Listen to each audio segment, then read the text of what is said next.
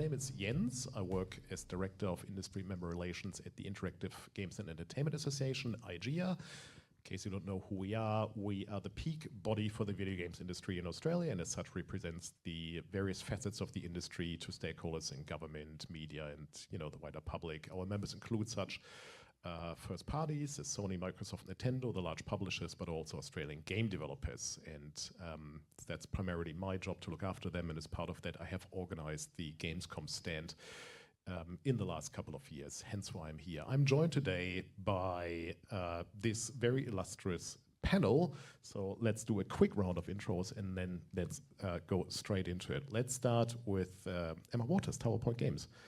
What do you do there? Why are you here? Hello, I'm Emma the First. I'm a programmer at TowerPoint Games. We've been developing for 3 years now, and we've been fortunate enough to go to Gamescom for the last 2. Excellent. The other Emma. Hello, I'm Emma the Second. And I work at Mental Jam, which is a startup that I am a part of. And we have been a company since like January, so not very long. And we've been developing a product for mobile that is a game, a Bobarista. So it's a bubble tea themed game for mental health. Excellent. Rupert. Oh, you ruined my joke. I was going to say, hi, I'm Emma the Third. Clearly.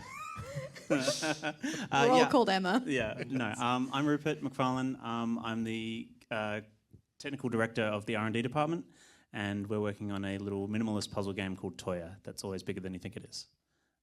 Yeah. Over to you, John.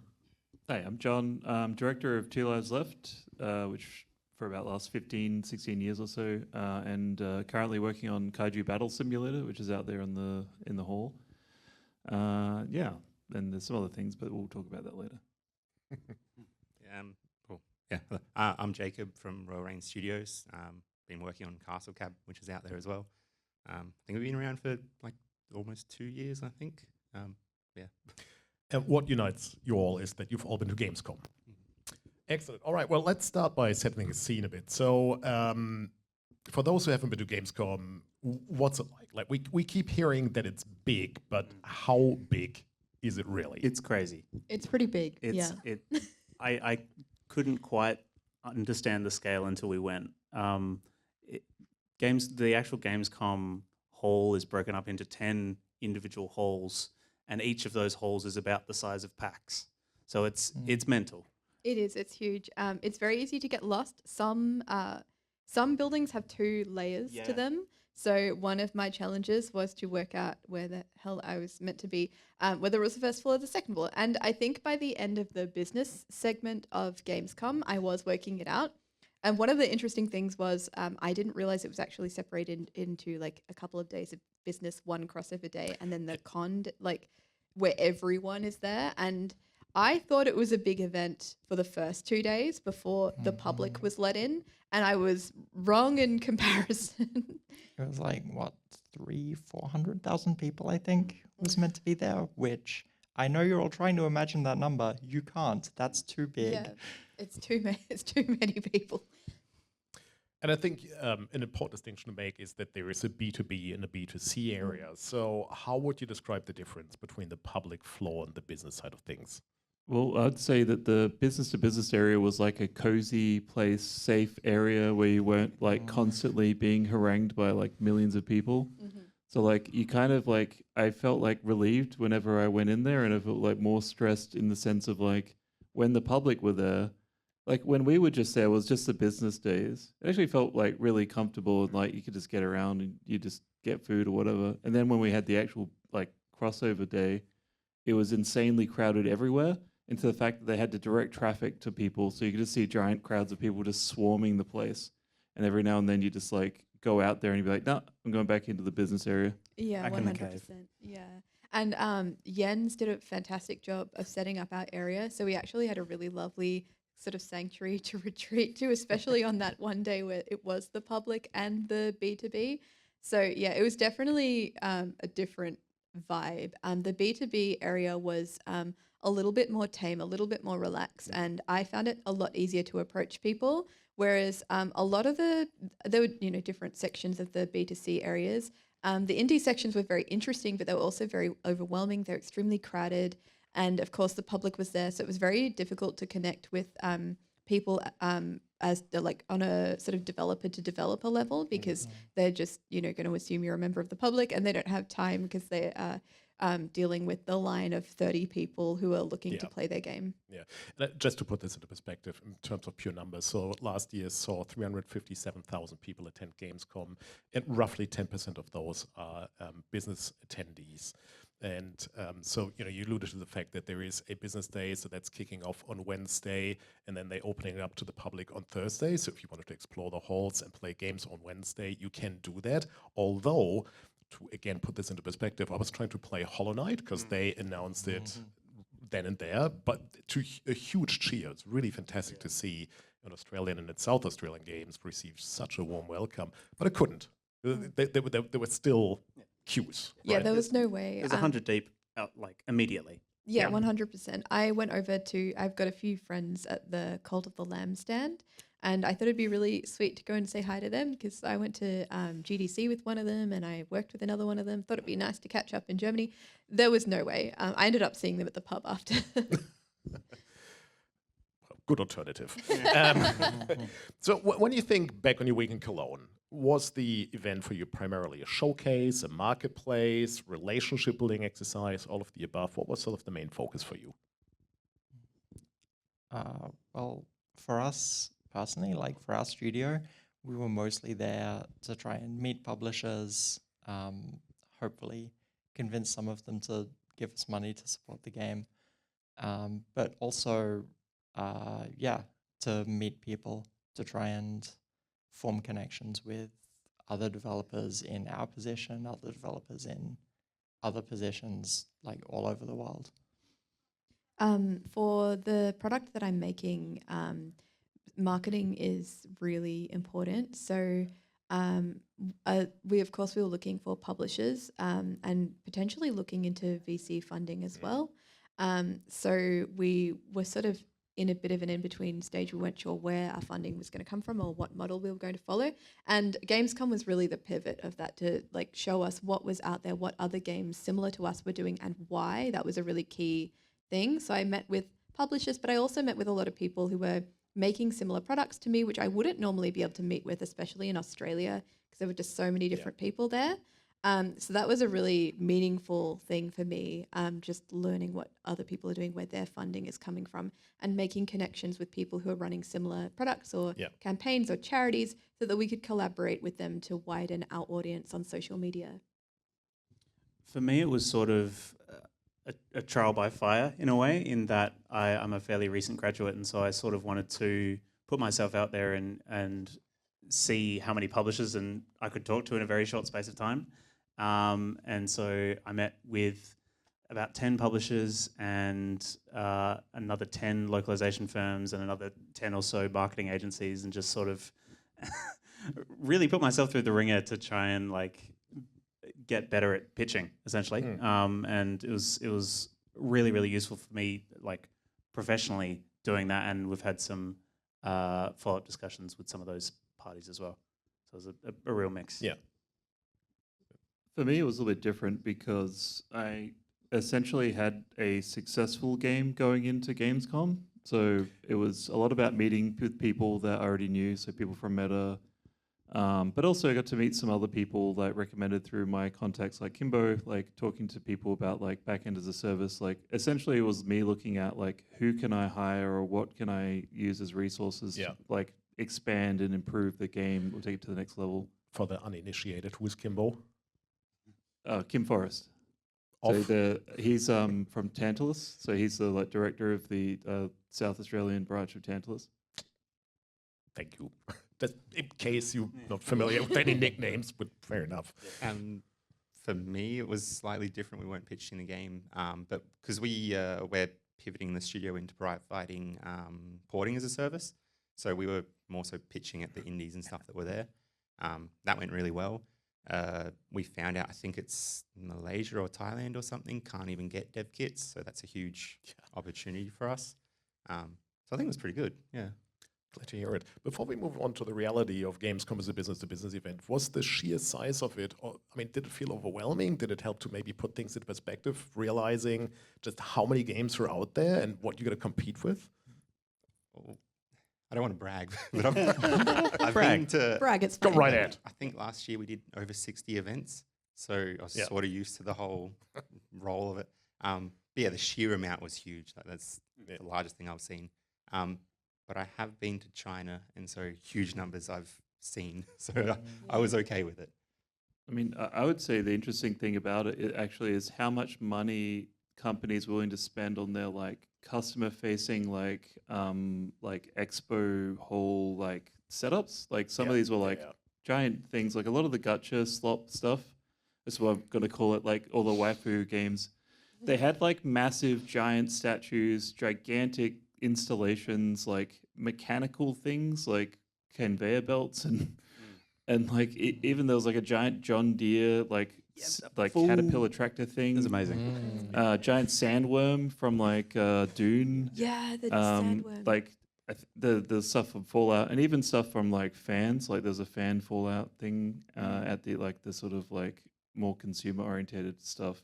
So what I'd say is like the amount of money invested into it. Like I'll cut this off, but like basically there was a company that makes robot suits that you can wear as and they're like giant robot suits you wear. They're like 8 foot tall, and they're like a Pacific Rim one, which I was interested in, and they're like 100,000 euros. Oh my god, yeah. So yeah, the money is mind boggling. Yeah. Like Even these the installations cost indie- like $2 million each. Yeah, for sure. Sorry, even the indie booths, like there was a guy there who had, I don't know if you saw the wagon.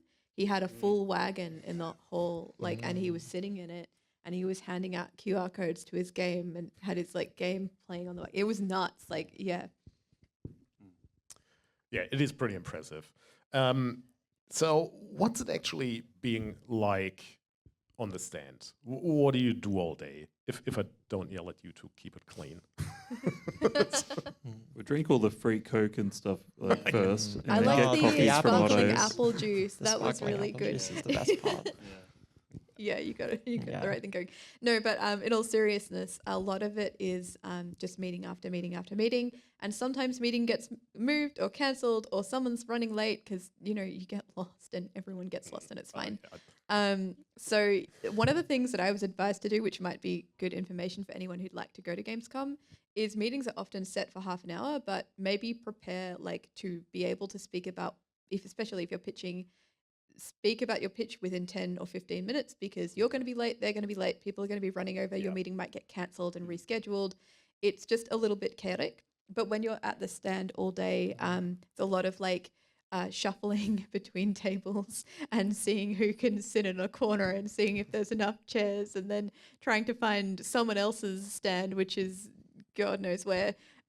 So yeah, a lot of racing around, but also a lot of Tetrising yourself around other people at the Australia stand. It's a lot of like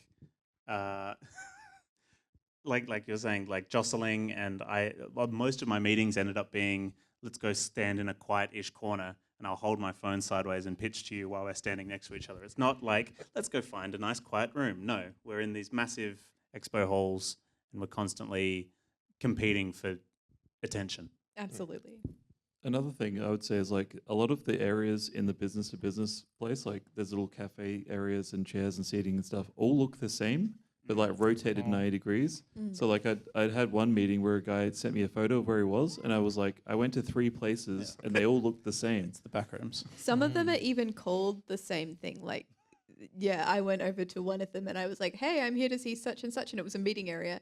And they're like, you're not on the list. And I'm like, oh, but I have a meeting here. It was a completely different space. They were just called the same thing and they were in the same hall. And I don't remember what the name was, but it was a whole thing. I think the best thing for the booth was like it was a home base though. Yes. Like I ditched the booth immediately because like everyone else is busy, so I went to them. Yeah. Then when I needed a breather, I'd come back and drink and then go out again. Something I really loved about it though was a lot of people came through our booth who like I wouldn't have thought I'd meet or I wouldn't have met organically. At one point, Jens, you picked up the pamphlets for my game and you were like, whose are these? Are these someone from on the stand, or did someone leave them here? And I'm like, I'm sorry, they're mine. Was I meant to put them there? But it was totally fine. Jens just thought that it was like someone leaving a pile of pamphlets. Which they do. Yeah, they Like, do that. So it was a get some totally crypto reasonable service thing. provider just putting And it was his, on you me know, too, because I didn't realize we could leave stuff there because I just saw stickers there from the games in the booth. So I didn't tell Jens. Jens had no reason to believe it was me, but it was pretty funny. But all of those pamphlets kept getting taken. I had to refresh them, and I actually ran out of pamphlets because people came through and they followed us in social media. It ended up being really good because we had we worked with a couple of programs that meant that we had to do a lot of research. So we ended up interviewing a lot of those people. And you never quite know who you meet, right? You know, exactly. you never know who's going past your stand. I remember one year, I think this was the year before last, someone's like, hey, I'd like you to talk to Hideo Kojima's lawyer. He's over there. Oh my God. Okay, all right. Yeah. That's what, just with the stand, because I always feel like it's, you know, being the organizer always feels a bit like my living room, which is representative of Australia, because, you know, we represent the whole country. And at the very first Gamescom, some unnamed South Australian developers were starting to have beers at like 12. I'm like, I'm not quite sure if that's the best look. Ever since then, we have a rule that there's no alcohol before 5 p.m. unless a guest asks for it. So anyway, so that's, you know, because we also It's a business event. Yeah, which is why I sometimes get a bit grumpier than usual. So speaking of meetings, how prepared did you feel going into meetings? You know, when you've never been, and is there something in hindsight where like, I wish I would have prepared that differently? I don't believe there is an amount of prepared enough. I think you're so right. I think in my case, I knew I was going into this event. I did a lot of research. When I go to something like this, I watch a lot of videos. I ask everyone I can possibly ask, and you get like 20 different perspectives that are often completely different. You try to like match up the similarities so you know what you're going into. For me, I went in with probably 5 at minimum different pitches for different kinds of people. I think I probably could have had plenty more, and it would have worked very well. I did a lot of preparation. There were just things that I wasn't going to know. There were just things that you won't know, and I think will change between Gamescom events as well. So I do encourage everyone to prepare as much as they can and do as much research as they can, but also be prepared to improvise. Yeah, I was sort of the opposite in that I had one pitch, and I had received some very good advice from somewhere that I was really grateful for, in that I had gameplay footage really early on in my pitch. It's like the second slide, just to really get, like, I feel like any words don't really do a game justice. It's so much easier to just be like, watch my trailer, that'll give you the vibe. And then the following slide was my ask, which was how much we need, what services we're looking for from a publisher, and when we're looking at releasing. I was really grateful for that, because these dear publishers, they meet with hundreds of people, and they just don't care. They just want to know what's the game and what do you want. And then the rest is extra. I think like as people, we get, especially I guess in our culture, we get told that it's sort of like impolite to talk about money and stuff, but especially at events like this, you have to go in really hard with exactly what you're asking for, and you have to go in early. You show them what it is, you ask for money, and you have a bunch of other slides of like stuff that is relevant and your strategies and stuff, just to show them that they're not going to look at it closely, but just to show them that you know what you're doing and you've thought about those things, but they're not there for them to be analyzed right now. Yeah, and it's a pretty time-poor environment, right? I mean, the advantage of Gamescom is everyone's there, but also that's the disadvantage. Everyone's there and everyone's competing for, you know, each other's time. Jacob, any? I was going to say, we actually had it pretty well planned out. I was lucky I took Logan with me as well, who's my co-founder. And we have like a really good, I don't know, chemistry, and we can bounce off each other really well. But we'd walk around, scope out a game. He'd play it and then tell me, oh, is it good? Or I'd play one and tell him to come see. And then we'd sort of, one would play the game, the other one would talk and try and pitch the whole porting thing. And like it seemed to work really well. But yeah, we'd ask the right questions so we knew if it was worth our while or if we should dip. And it was pretty good. Yeah. Also, you're in Germany. Get to the point, man. Yeah, exactly.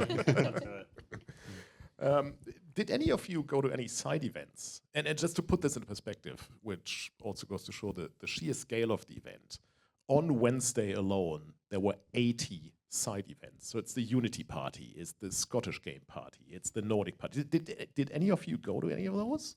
We went to the Aussie party at the end. I didn't go because I wasn't well. Yeah, That was the one that I really wanted to go was to great. as well. But I did go to one other night event. So we all got the news that we were going to Gamescom really late, which was unfortunately too late to sign up for most of the events.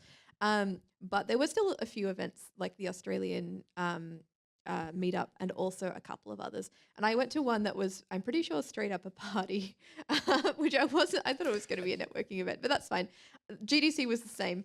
But I went there and I actually met some people who I connected with and I'm still talking to now, and it went really well. And it was, my strategy at this place was like, I went in there, everyone's partying, everyone's having a good time. They're all very friendly. They all wanted me to party too, but I was too tired and I just wanted to network.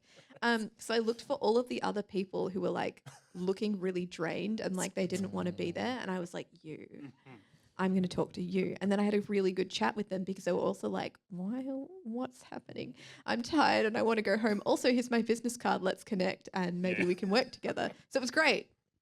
I went to the party. I found all of the introverts and I engaged them in social interactions. Which is Good basically work. the same thing. Yeah, exactly. A bunch of us gate crashed the New Zealand party at one point. That that was was the fun. best. That's That what I was the gonna best say. I party. was going to talk we about that one. It was too good. Yeah, the New Zealand party put the Australian pub crawl to shame. It was amazing. really? Yeah, it was really good. Oh. It was they had the ambassador of New Zealand to Germany there. It was amazing.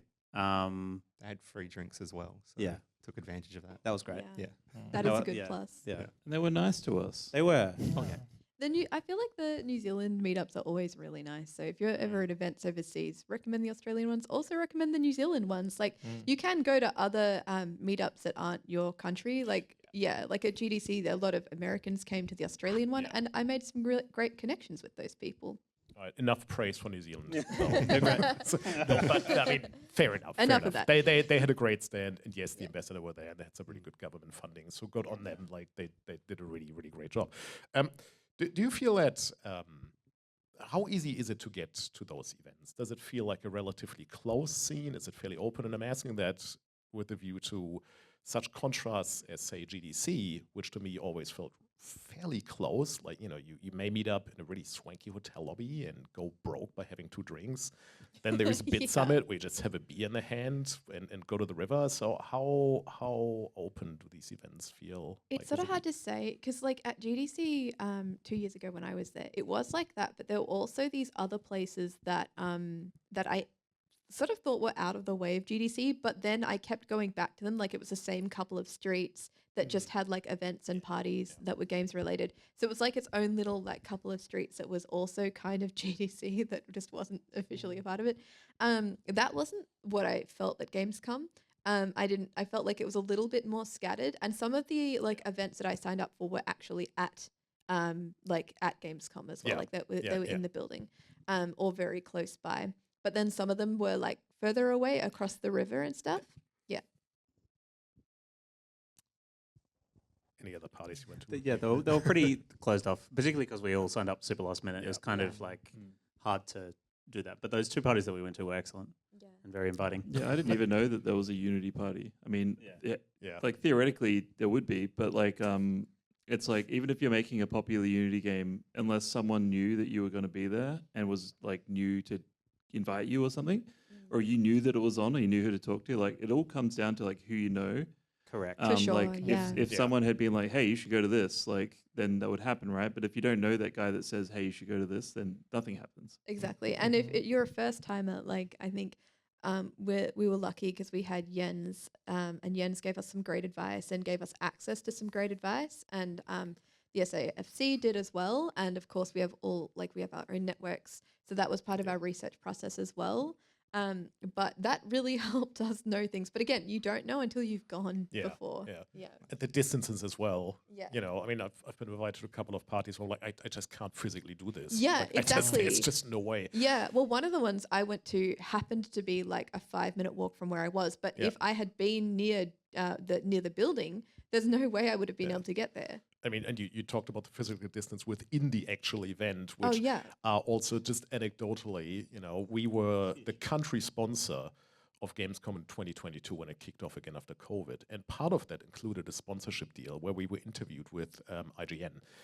And Ron, our CEO, and I, we were to do the interview. We were like, where is that actually? Well, it turns out it was at the complete other end of the Köln Messe venue. And so we barely made it in the nick of time. Like, we had to run through the halls and just met it. I'm glad we did, because I thought it was just going to be like a cozy little interview. No, it was a whole TV studio. So thankfully, I didn't have any time to think about what was, for sure. you know, Like, it can, if you're rushing, it can take you 15 minutes to get from easily 15 minutes. And that's if you're really rushing and you know where you're going. That's right. Yeah. And when, you know, when the public day started, like, you know, making your way through this unwashed masses. Good luck getting through that. So if you want to get a taste what the zombie apocalypse is like, I can. Straight up. It's like there was one of the days that was the like public day, and I thought I'll just get a feel for what it's actually like out there. And I went to go into one of the halls, and there was just like a slow funneling of people that was completely full, 50 people wide, like 200 people deep, and I just slipped under the barrier back the other way. Nope. Yeah. I felt like there was a good community understanding of that, though. Like, everyone was tired, everyone was a little worn out. Like, there were people who didn't speak the same language as me, who like saw me looking tired and then like moved their bags over so I could sit down. It was just like sweet moments like that. Yeah, the universal language of exhaustion. Let's move on to some practical takeaways for other studios. So if you're ever planning on going to Gamescom, you know, what are some of the things you should keep in mind? How did Gamescom change how you think about your studio's positioning, the scope, next steps? How did it help in that respect? I think for us, it was a lot of kind of validation almost of, you know, we have been making this game for quite a while, and it's a little bit weird, so we haven't been doing great at, you know, showing people, getting a public reaction. We're at things like this, but that's, you know, we could be doing more. But going to Gamescom and meeting publishers whose job it is to like figure out, can your game actually make money? And meeting a bunch of publishers who seemed genuinely interested in the game, I think it was really good for us. It was a nice sense of, yes, this thing that we are doing can actually be successful.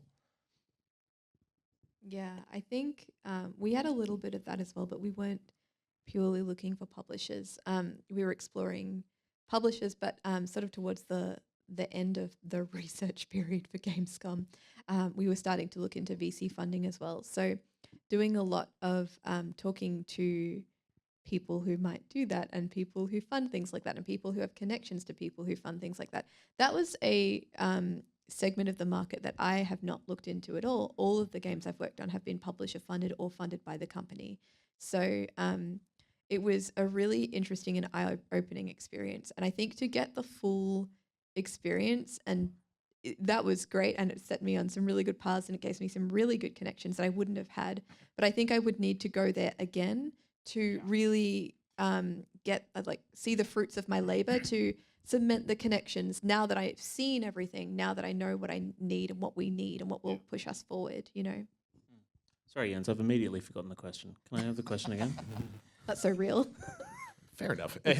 How did Gamescom change how you think about your studio's positioning, scope, or next steps? Yeah, it changed, like, once I started having those heaps of meetings, particularly with the publishers, it made me realize how it's really important to be, like, to know really who you are and what you're trying to do. A lot of them really didn't have time for like maybes and we're thinking abouts, and it made me sort of, there was a point, I think, at the end of the first day where I was like, okay, I should sort of figure out how much money we actually need and and like get like nail down some things, and so that was really important for us. I think it put things into a bit of like perspective for me, looking at the vast differences between like AAA and like AA and like regular indie titles, and also just like the sheer amount of competition there is. If we like, when you go to the indie area, it was like a space like comparable to the entirety of like PAX, but all indie games and all crammed in there, right? Like not just like spaced out, like two layers fucking, of the indie one. Yeah, like right squished together. And then like, but also it kind of gave me some thought because like there was basically no VR games. Like there was like 0 VR games in there.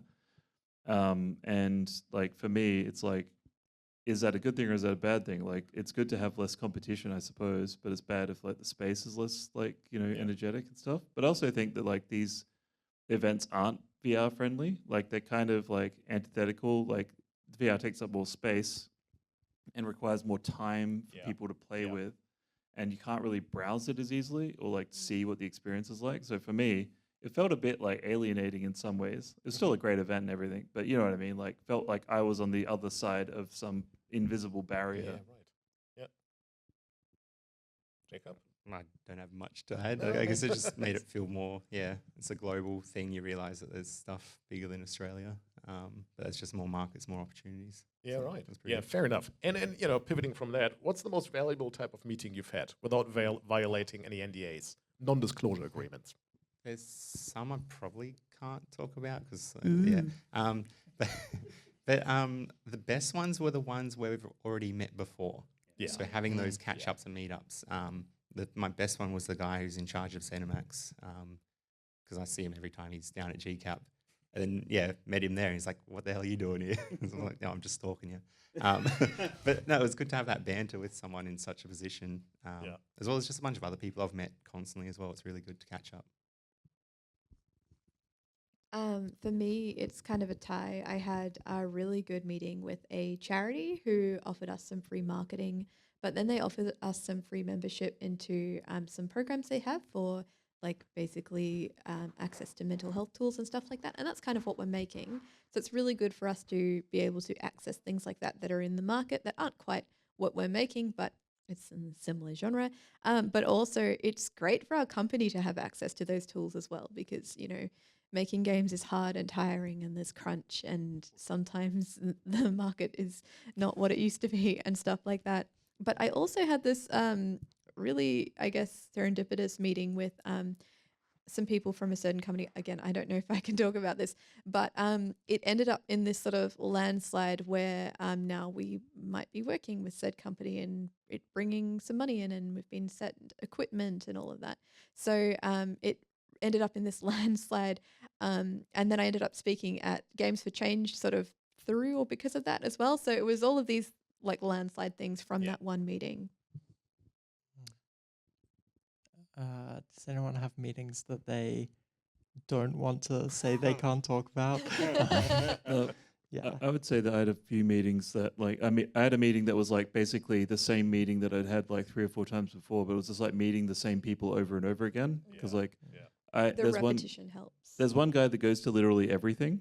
So his name's Pedro, and he's like this company called VR Monkey, and they basically like port games and do services, and they're in Portugal. But basically, I saw him. I went to 5 countries essentially, like overseas 5 times, and I saw him 5 times because he was at every single thing. Oh, watch out for Pedro. Yeah, man. My best meeting was one that I didn't plan. It wasn't one I set up with Meet to Match. It was I was wandering around, I think with Jacob. Yeah. I thought you told yeah, of course. It was the highlight of my trip. And I was wandering around in the international section, and I spotted a little logo of the Cool Maths Games logo. And for those of you that have seen Toya and have grown up in Australia, there's a classic Cool Maths game called Bloxes that's really similar to Toya in that it's a rectangular prism rolling around, and Toya's about a cube rolling around. And whenever we go to it, in fact, today we've already had 3 people say, "Oh, it's like Bloxes." Anyway, I didn't have a meeting with them, so I just sort of lingered and made eye contact and smiled.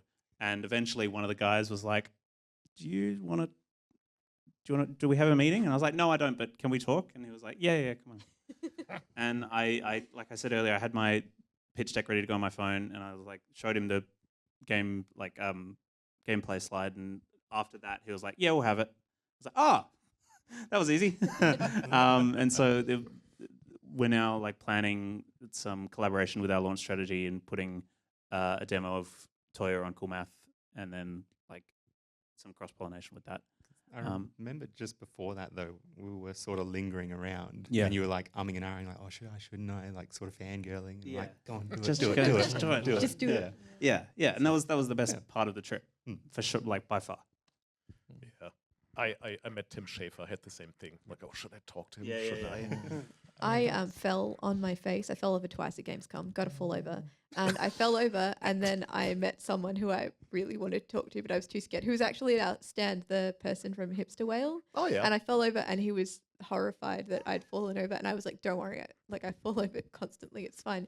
But then we ended up in this really great Gravity. conversation about marketing and exploring an area, like a genre that I was thinking of going into. And it was really an insightful conversation, and we made a good connection out of me falling on my face. Yeah, right. Not sure that's advice everyone should Don't be recommend it. taking. Just, you know, Unless you have fall travel insurance, that's softly. really yeah, good.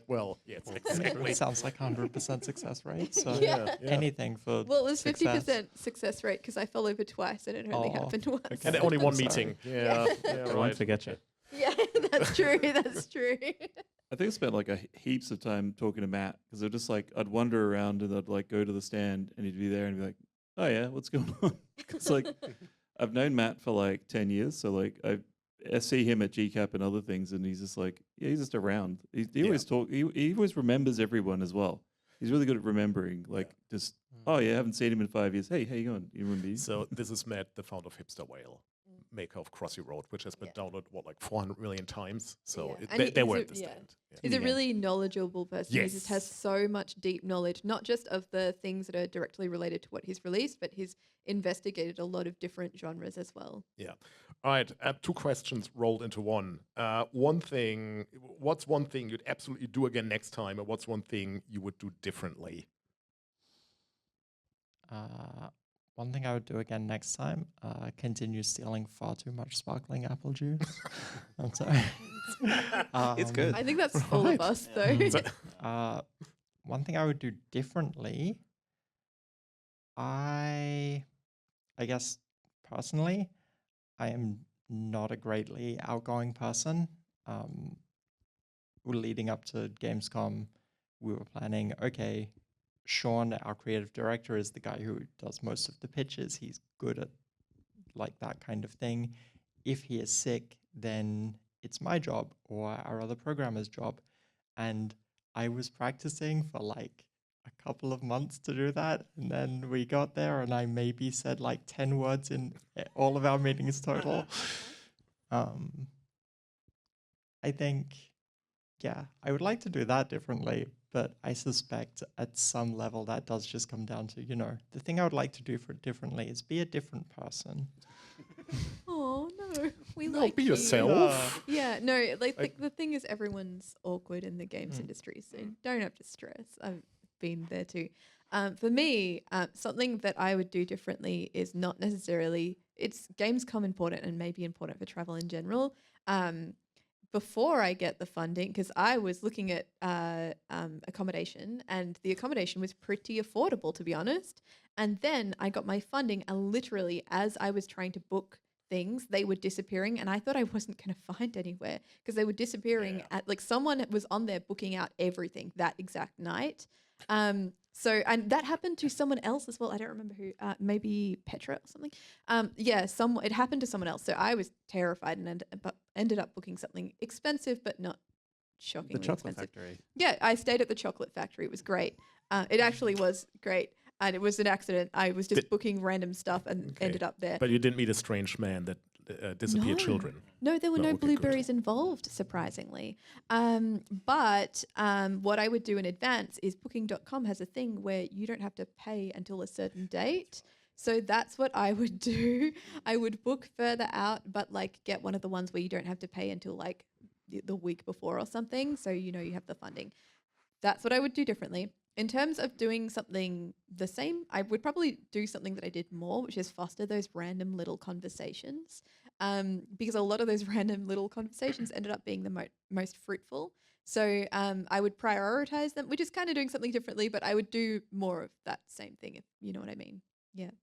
I totally agree. That's what my thing that I would do the same is more, or like continue to just walk around and say good day to people. And have more of those little conversations. What I would do differently is, particularly for my publisher pitch meetings, I would bring my Steam Deck with player with the build. Like I was saying, it's always better to have a video compared to like words. It's always better to have a build than a video. And I've been doing that now with my more recent meetings, and it's so effective, particularly with a game like Toya that's very intuitive. Very easy to pick Yeah, up. that's so true as well. Yeah. That goes for portfolios as well. Yes. Yeah. Absolutely. The other thing, the thing that I would do differently. I had something and it's gone. I'm so sorry, John. You're on. What would you do differently? Yeah. What should you do? I had something. I just wanted to pass the buck. Yeah. So I mean, I would probably, in terms of doing the same, would be just like putting myself out there more than I did. So like I was doing that occasionally, but not that often.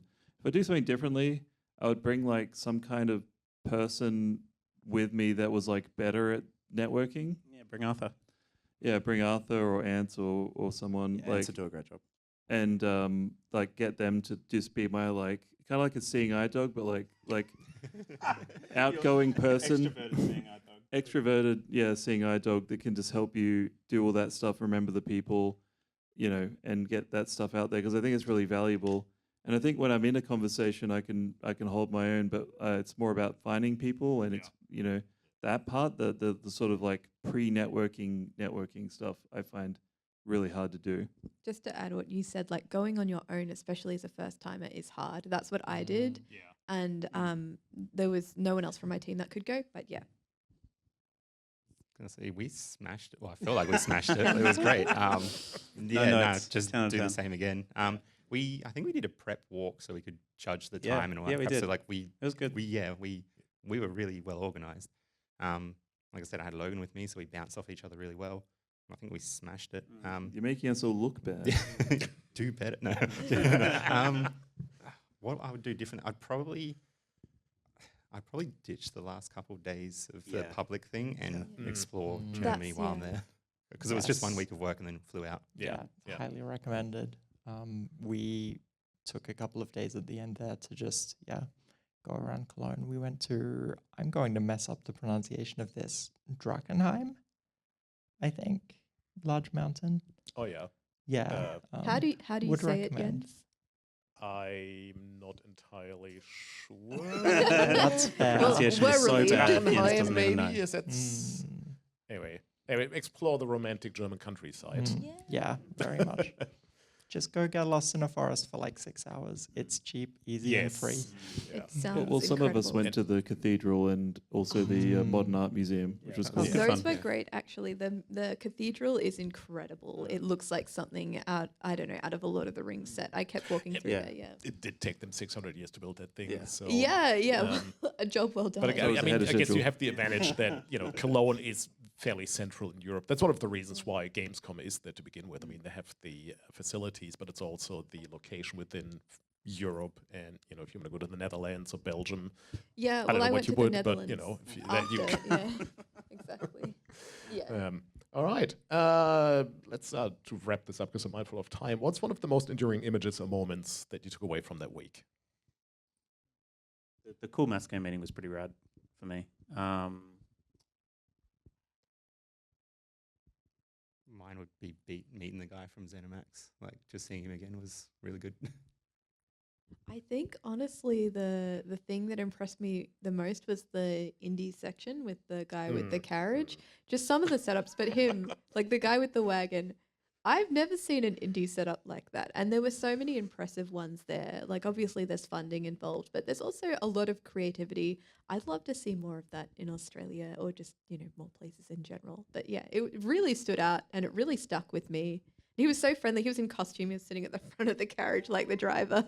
It was really cool. Did that for Boba. Yeah, absolutely. You get a little boba truck or something. There was one like that at South by Southwest. There was like that one that was like made out of like paper basically or cardboard. Was that last year? Yeah. No, this year. This year, yeah. Oh, sorry, yes, yeah, 2025. Yeah, no, I went the year before. Yeah. Yeah, that was a student team. That was amazing. More wagons. All right. Well, more wagons. We'll have a chat with the SAFC about saying. What if we make our next stand a big wagon? Yes. Yeah. Big right. wagon. Okay. I'm All right, into well, that. Castle cabs. Yeah. Really jump on the bandwagon, so to speak. Oh. Exactly. And we can put all the drinks in like crates on the back. Like Oh, it's, yeah, yeah. Oh, perfect. excellent. And the coffee. Exactly. Mod.io's Yeah. coffee. Yeah. Yeah. We had the advantage that Mod.io sponsored coffee. So that really helped to attract people to Yeah, the stand. there's those Free heaps of stuff. people. Turns out people Yeah, yeah, really yeah. like Yeah. that. Yeah, people just turn up for the coffee. Pretty There's much. no other Yeah. reason. Yeah. Well, works in everyone's favor. Pretty good coffee too, actually. Yeah. Yeah. One last question to round this up. Has attending Gamescom changed how you think about international markets or partnerships? Yes. Yes. Yes. Yes. Okay, well. Absolutely. Yes. I didn't have international partnerships, and now I do. But also, I learnt so much about other markets. Like there was this random meeting I took. I'm not even sure why I took it. I think I misunderstood what it was about. And it was someone who was in financial law, and she knew everything about starting a business in the Canary Islands, which I would have never known anything about. And it was really incredible. There's a lot of tax breaks there. So if you're looking at starting a business overseas, I have a whole, I've got like a thing that she drew, like a chart with all of the tax breaks you can get and all of the different things you can do. It's actually incredible. So Tax the things evasion, you you learn, heard it here 100%, yeah. Tax evasion 101. Except I'm pretty sure it was legal, or at least, she was a lawyer. Technically, it's tax so- avoidance, which is the legal version of tax evasion. Exactly. Beautiful so it's fine, euphemism. It's If you have like allowed, yeah. more than $10 million, it becomes tax avoidance. Yeah, but I don't personally have that, so it's fine. Yeah, you're going to jail then. Sorry. All thanks to that one Gamescom meeting. Yeah. Straight to jail. I think another good thing though was I think Southeast Asia's booming now as well. Oh yeah, And 100%. they're so much closer than Cologne. So I think it's a huge market as well. So we should probably cater to them more because they're hungry. I'm going to go to Bit Summit this year. I'm going to see if I can go should for be sure. should be interesting. There's like an XR showcase that my friend's running, so we'll see how that goes. Yeah, it'll be interesting to see also with what's going to happen to GDC. I guess Oh, yeah. that's so GDC Game Developers Conference in San Francisco. It's normally the first massive event in the annual calendar. It's in March, and as you can appreciate, it's probably not going to go as well this year as it did the last couple of years for various reasons, It's a really huge which shame. you can probably all imagine. And so Gamescom benefited from that already last year. It felt a bit like GDC and E3 rolled into one.